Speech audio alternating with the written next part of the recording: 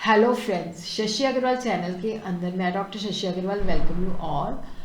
आज का जो हमारा सब्जेक्ट है कॉर्पोरेट लीगल फ्रेमवर्क और कंपनी लॉ, बहुत ही सिग्निफिकेंट टॉपिक जो बहुत बार एग्जाम में आ चुका है, boring power of the company. अगर आपको मेरा ये एफर्ट सही लगता है तो डू लाइक माई वीडियो, इसको शेयर कीजिए, कमेंट कीजिए, लाइक कीजिए। और मेरे चैनल शशि अग्रवाल को आपने सब्सक्राइब नहीं किया हुआ तो do subscribe my channel. So this is my app Edusum app, जिसको आप गूगल प्ले स्टोर से डाउनलोड कर सकते हो।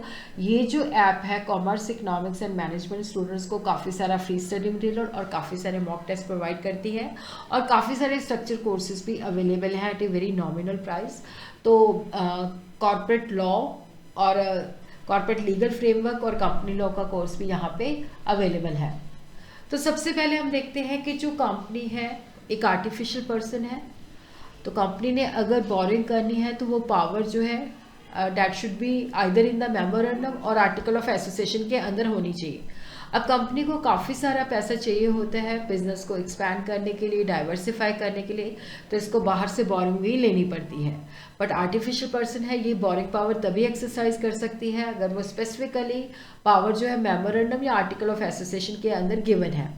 बोरिंग मनी जो है that is not confined to the कि यहाँ पे हम बोरो कर रहे हैं विद और विदाउट इंटरेस्ट। इसके अंदर ये चीज़ें भी इंक्लूड है कि जब कंपनी किसी सप्लायर के साथ अरेंजमेंट करती है कि वो उसको मशीनरी या रॉ मटेरियल सप्लाई करे, और वो उन चीज़ों का भुगतान जो है कुछ देर के बाद करेगी।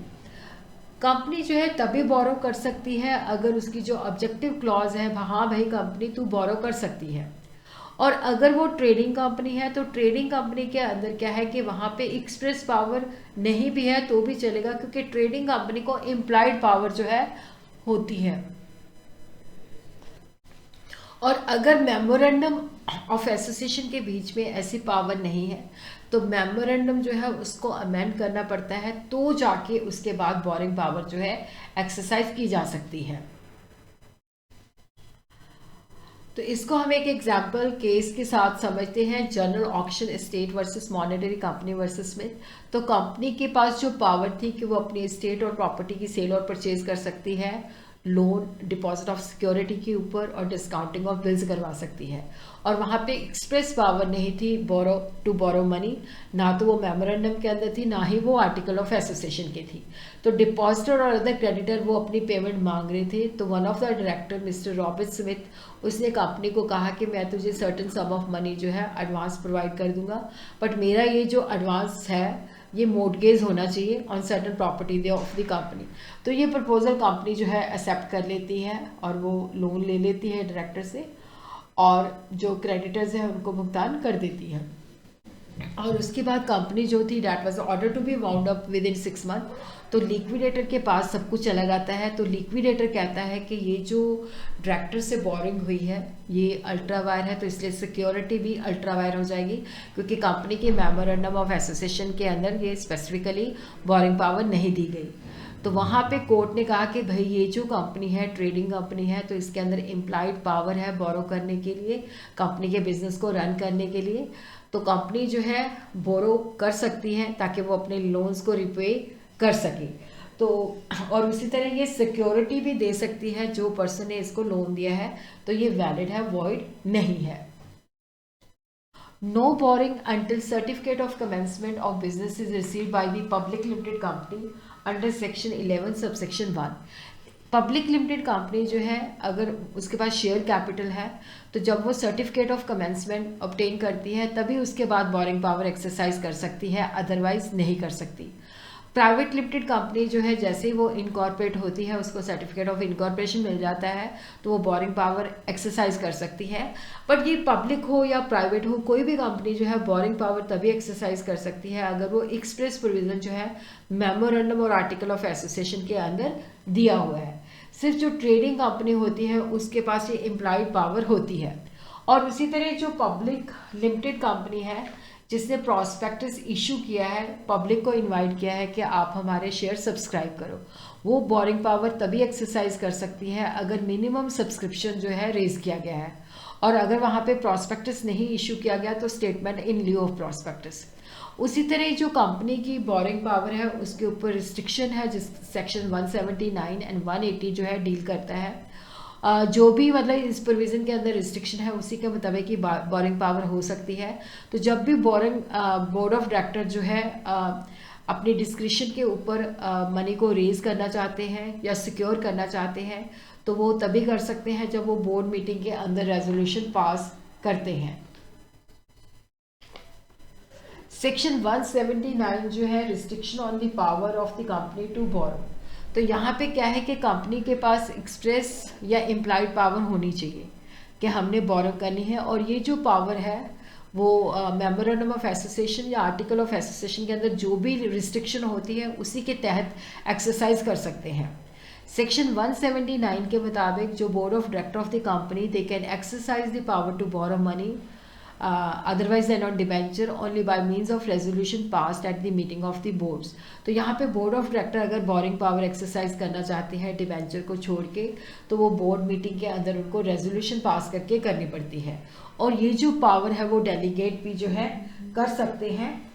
रेजोल्यूशन जो डेलीगेट करता है वो पास होना चाहिए बोर्ड मीटिंग के अंदर, और ये जो रेजोल्यूशन है इसके अंदर स्पेसिफिकली मेंशन होना चाहिए कि टोटल अमाउंट जो है कितना एट ए टाइम जो है रेज किया जा सकता है। उसी तरह हम देखते हैं सेक्शन 180 जो कि स्टैट्यूटरी लिमिट प्रोवाइड करता है, और यहाँ पे section 180 subsection 1 and C provided the director of any company shall not borrow money। तो यहाँ पे 181C के अंदर जो है लिमिट लगाई गई है कि इतना अमाउंट जो है पेड अप कैपिटल और फ्री रिजर्व से ज़्यादा नहीं आप लोन ले सकते, और अगर इससे एक्सेस लेना है तो that has to be done with the consent of share holder in the general meeting.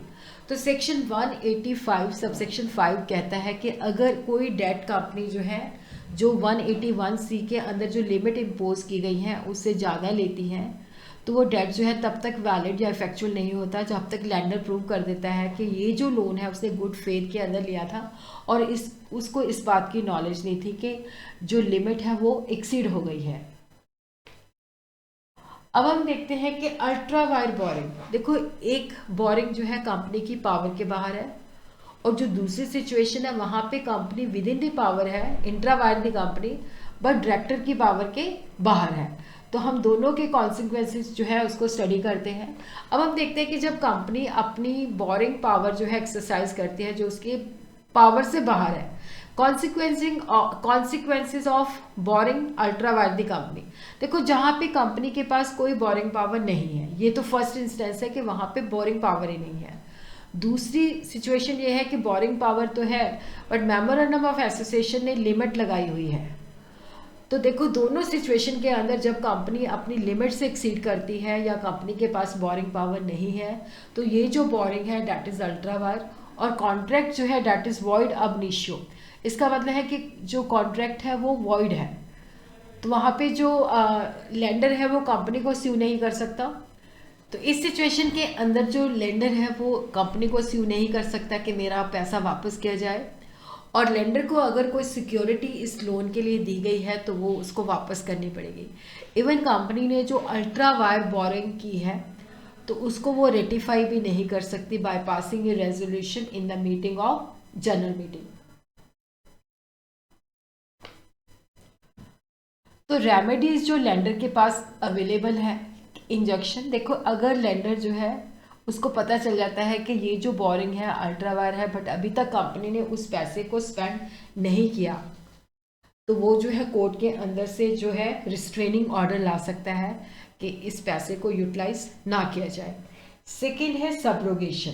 Subrogation के अंदर क्या है कि देखो, जो पैसा कंपनी ने उधार लिया है जो कि अल्ट्रा वायर है, जो कि कंपनी की पावर के बाहर है, बट उसने ये जो बोरिंग की है उसको लेजिटिमेट डेट जो कि कंपनी की पावर के अंदर थे उनको पे ऑफ करने के लिए यूज़ किया है, चाहे ये डेट जो है इनकर्ड बिफोर और after the money was borrowed.